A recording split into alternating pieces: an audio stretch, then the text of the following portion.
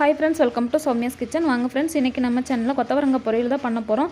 So ரொம்ப ஈஸியாவும் ரொம்ப டேஸ்டாவும் எப்படி செய்யறதுங்கறத பார்க்கலாம். அதுக்கு முன்னாடி என்னோட சேனலை Subscribe பண்ணாதீங்க, Subscribe பண்ணிக்கோங்க friends. பக்கத்துல இருக்கிற ஆல் பட்டனையும் கிளிக் பண்ணிக்கோங்க. வாங்க வீடியோக்குள்ள போகலாம். இப்போ பாருங்க, நான் ஃப்ரெஷ்ஷான கொத்தவரங்காய் ஒரு 1/2 கிலோ எடுத்து வச்சிருக்கேன். இத வந்து மேல் பக்கம் இருக்கிற அந்த காம்பு கிள்ளிட்டு நம்ம பொடியை நம்ம கட் பண்ணி வச்சுக்கணும்.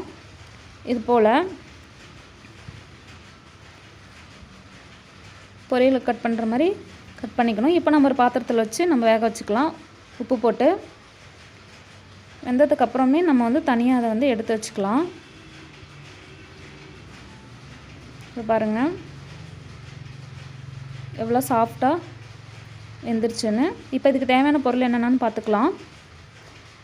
இப்போ பாருங்கள், கருவேப்பிலை, வரமிளகாய், பூண்டு நான் வந்து தட்டி வச்சுருக்கிறேன், 2 பெரிய சைஸ் வெங்காயம், அதுக்கப்புறம் வந்து புளி கரைசல் ஒரு லெமன் சைஸு, அதுக்கப்புறம் மிளகாய்த்தூள், உளுத்தம்பருப்பு, கடலைப்பருப்பு, தேங்காய் பூ, அவ்வளோதான் இதுக்கு தேவையான பொருள். இந்த புளி சேர்த்திக்கிறதுனால டேஸ்ட் வந்து செம்ம டேஸ்ட்டாக இருக்கும் ஃப்ரெண்ட்ஸ். இது பார்த்திங்கன்னா நம்ம சாதத்தில் அப்படியே வந்து சாப்பிட்டுக்கலாம். இந்த புளி சேர்த்துறதுனால கண்டிப்பாக சூப்பராக இருக்கும். சரி வாங்க நம்ம ரெடி பண்ணிக்கலாம். இப்போ நம்ம ஸ்டவ் ஆன் பண்ணிவிட்டு கடாயில் எண்ணெய் ஊற்றிக்கலாம். எண்ணெய் சூடாகணுன்னே கடுகு போட்டுக்கலாம். கடுகு பொரியட்டும். பொரிஞ்ச உடனே நம்ம கடலைப்பருப்பு வந்து ஒரு டீஸ்பூன் சேர்த்திக்கலாம். உளுத்தம்பருப்பு 1 டீஸ்பூன் லைட்டாக கலரி விட்டு, இப்போ நம்ம பூண்டு வந்து தட்டி வச்சுருக்கிறேன். ஏன்னா நமக்கு வாயு பிரச்சனை கொடுக்கும் அந்த கொத்தவரங்காய், அதனால் பூண்டு வந்து எப்போவுமே கண்டிப்பாக சேர்த்திக்கணும் கொத்தவரங்காய்க்கு.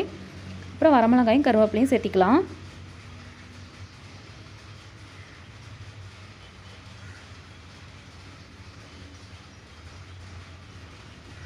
அடுத்து வந்து நம்ம வெங்காயம் பொடியை கட் பண்ணி வச்சுக்கிறதையும் சேர்த்திக்கலாம்.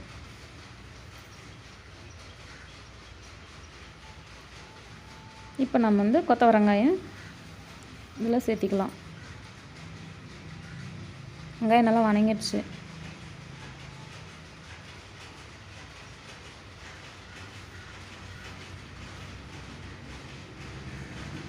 ஸோ இந்த கொத்தவரங்காய் பார்த்திங்கன்னா ஃப்ரெண்ட்ஸ், சாம்பார் சாதம், தயிர் சாதம், ரசம், பருப்பு எல்லாத்துக்குமே காம்பினேஷன் சூப்பராக இருக்கும். ரொம்ப டேஸ்ட்டாக இருக்கும் ஃப்ரெண்ட்ஸ். அதுவும் இந்த புளி போட்டு செய்கிறதுனால செம்ம டேஸ்ட்டாக இருக்கும்.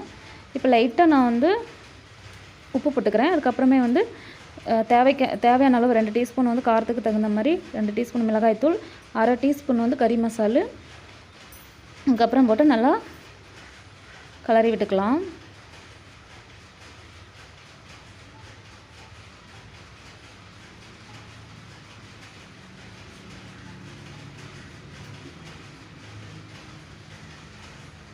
இப்போ வந்து புளி வந்து இப்போ ஊற்றிக்கலாம் ஃப்ரெண்ட்ஸ். ஊற்றி ஒரு 5 நிமிஷம் வந்து நல்லா கொதிக்க விட்டுக்கலாம். புளி ஊற்றினதுக்கப்புறம்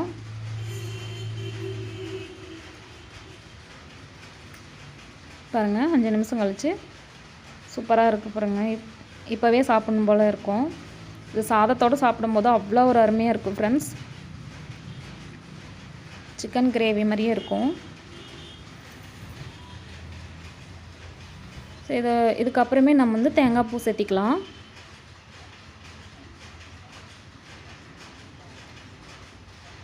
இப்போ நம்ம கலந்து விட்டுக்கலாம். ஒரு 2 நிமிஷம் அப்படியே இருக்கட்டும். அப்புறமே நம்ம வேறு பாத்திரத்தில் மாற்றிக்கலாம். ஓகே ஃப்ரெண்ட்ஸ், பாருங்கள், ரொம்ப சுவையான கொத்தவரங்காய் பொரியல் ரெடி ஆயிடுச்சு. ஓகே ஃப்ரெண்ட்ஸ், என்னோடய வீடியோ உங்களுக்கு பிடிச்சிருந்தால் லைக் பண்ணுங்கள், ஷேர் பண்ணுங்கள், மறக்காமல் சப்ஸ்கிரைப் பண்ணிக்கோங்க ஃப்ரெண்ட்ஸ்.